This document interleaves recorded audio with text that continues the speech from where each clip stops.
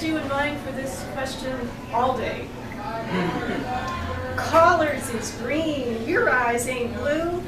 I'm so lucky to have a darling like you. If you could have a redneck Valentine's experience, what would it be? If I could have a redneck what? Valentine's experience, what would it be?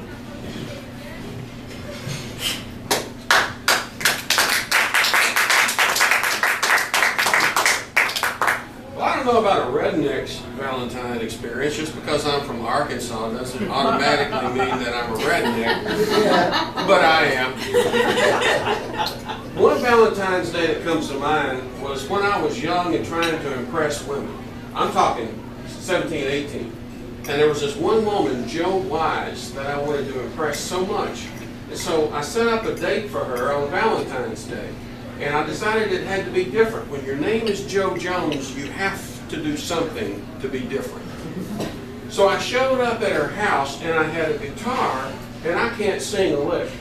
But I had a little portable record player, and I set it outside of her bedroom window. She lived with her parents.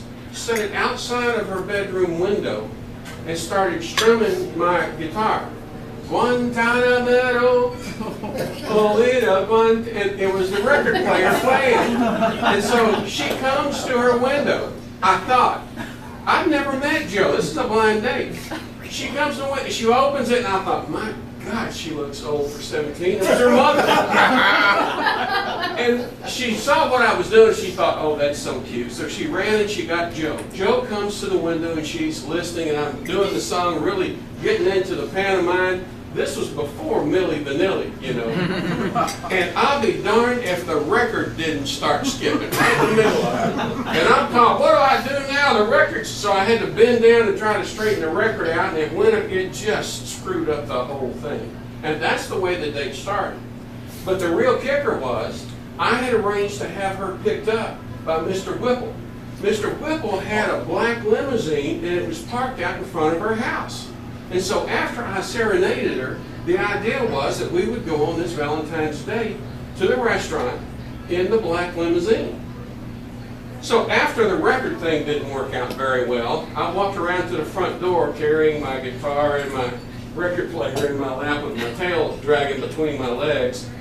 And I went and knocked on the door. She came to the door, and I greeted her mother, and I said, are you ready to go? And she said, yes, I am. And I escorted her out to the limo. And when Mr. Whipple got out, he even had a little black cap on. He was a friend of the family, you know, who had this limo. A guy cleaned carpets for a living. But that was his car, was this limo. He comes out, he opens the door for us, and as we're getting in, and I help Jill into the car, I turn around and look, and her mother is standing at the door with her mouth dropped open like that. And I'll never forget that look on her face. Like, this kid who can't even sing is picking my daughter up in a limo like this? What kind of guy is this? Well, the idea was I was going to tell Joe that it was all a joke and that I was just trying to have some fun. But as the night went on, we went to this fraternity party. And we're out there dancing, having a big time. My sister shows up. And Julie knows Joe. And they're in the ladies' room together. Now, when two women go off to the ladies' room together, you know there's some gossip going on in there. And sure enough, Julie, my sister, says, Joe, has Joey told you? They called me Joey back then. Told me what? And Julie realized that I hadn't told Joe that this was all a joke, that we're not wealthy, that this was just something I wanted to do to impress her on the first date. And so Julie came out and told me that she didn't tell Joe. And the rest of the night went so well after that inauspicious start that I didn't even tell her. I didn't tell her that we were po-folk. And the night ended, and we took her back. My car was parked at the restaurant. She said, is the limo going to pick us up? I said, no, I've got my car here. We went out, got in my car, drove her home, and it turned out to be a good day. Okay. But as far as a Valentine's Day, it wasn't what I had in mind.